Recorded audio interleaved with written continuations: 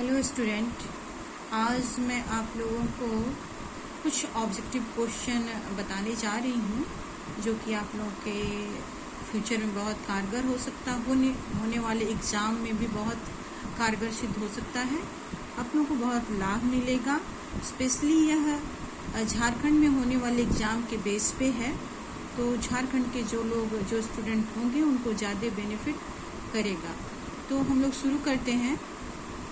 सबसे पहला क्वेश्चन इसमें है कि भारत की राष्ट्रीय आय का मुख्य स्रोत क्या है। भारत की राष्ट्रीय आय का मुख्य स्रोत क्या है, तो इसका आंसर होगा कृषि।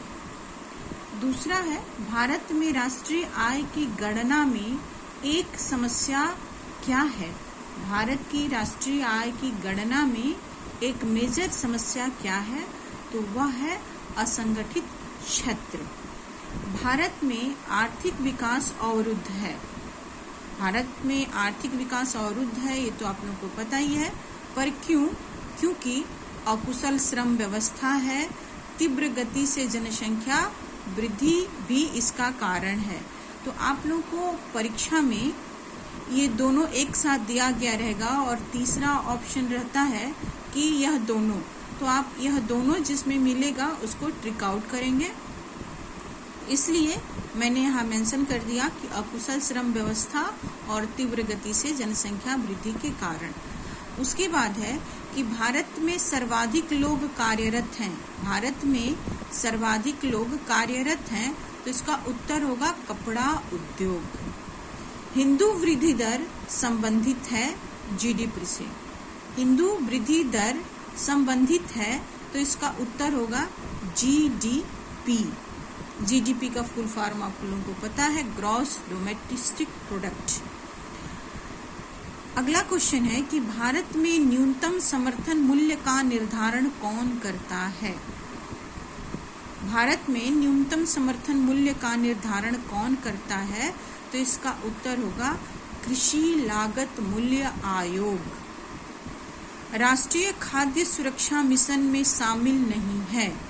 राष्ट्रीय खाद्य सुरक्षा मिशन में शामिल नहीं है, तो इसका सही उत्तर है तिलहन। भारत में राष्ट्रीय आय का सबसे पहला आकलन किसके द्वारा किया गया था। भारत में राष्ट्रीय आय का सबसे पहला आकलन किसके द्वारा किया गया था, तो इसका सही उत्तर है दादा भाई नौरोजी। अगला क्वेश्चन है कि राष्ट्रीय नियोजन में रोलिंग प्लान की अवधारणा किस सरकार द्वारा लागू की गई थी। राष्ट्रीय नियोजन में रोलिंग प्लान की अवधारणा किस सरकार द्वारा लागू की गई थी, तो इसका उत्तर है जनता सरकार द्वारा। इसके आगे मैंने सन भी मेंशन कर दिया है ताकि आप लोग समझ लें कि 1978 से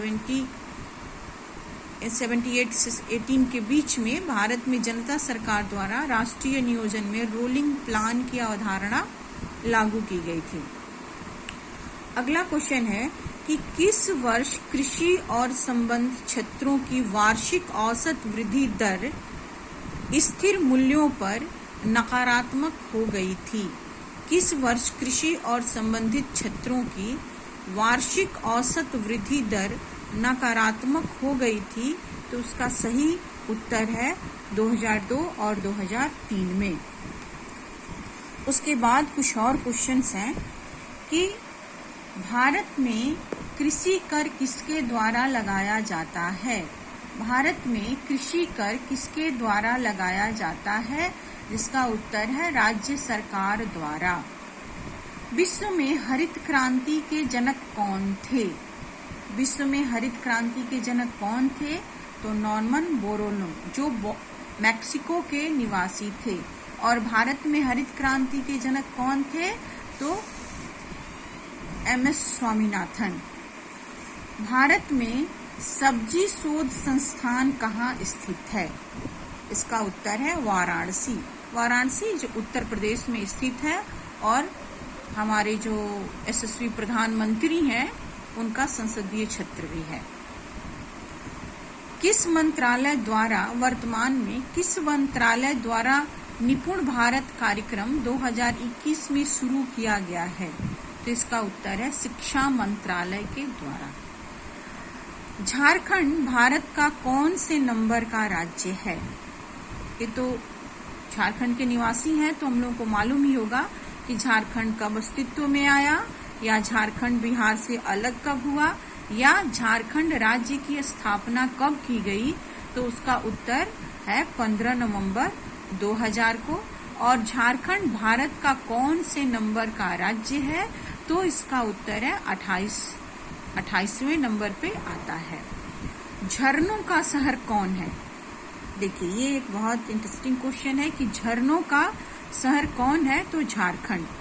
रांची को विकसित किया जा रहा है किस मिशन के अंतर्गत? क्वेश्चन होगा कि रांची को विकसित किया जा रहा है किस मिशन के अंतर्गत? तो इसका उत्तर है प्रधानमंत्री नरेंद्र मोदी के स्मार्ट सिटी मिशन के अंतर्गत। तो आप लोगों को केवल स्मार्ट सिटी मिशन ऑप्शन में मिलेगा, तो आप उसको ट्रिक आउट करेंगे। यह मैंने आपकी जानकारी के लिए मेंशन कर दिया है कि प्रधानमंत्री नरेंद्र मोदी के द्वारा स्मार्ट सिटी मिशन एक कार्यक्रम शुरू किया गया है, जिसमें 100 राज्यों को सेलेक्ट किया गया है। उसमें झारखंड के रांची को भी शामिल किया गया है। झारखंड को मुख्य रूप से किस संपदा से परिपूर्ण माना जाता है? झारखंड को मुख्य रूप से किस संपदा से परिपूर्ण माना जाता है? तो इसका सही उत्तर है खनिज संपदा। नाबार्ड के वर्तमान अध्यक्ष कौन है? नाबार्ड के वर्तमान अध्यक्ष कौन है? तो इसका सही उत्तर है हर्ष कुमार बर्नवाल। अब एक आप लोगों के लिए क्वेश्चन है कि नीति आयोग के वर्तमान अध्यक्ष कौन है? जो भी मेरा यह वीडियो देखेगा उसको कमेंट्स करके उनके वर्तमान अध्यक्ष का नाम बताना होगा कि नाबार्ड नीति आयोग के वर्तमान अध्यक्ष कौन हैं।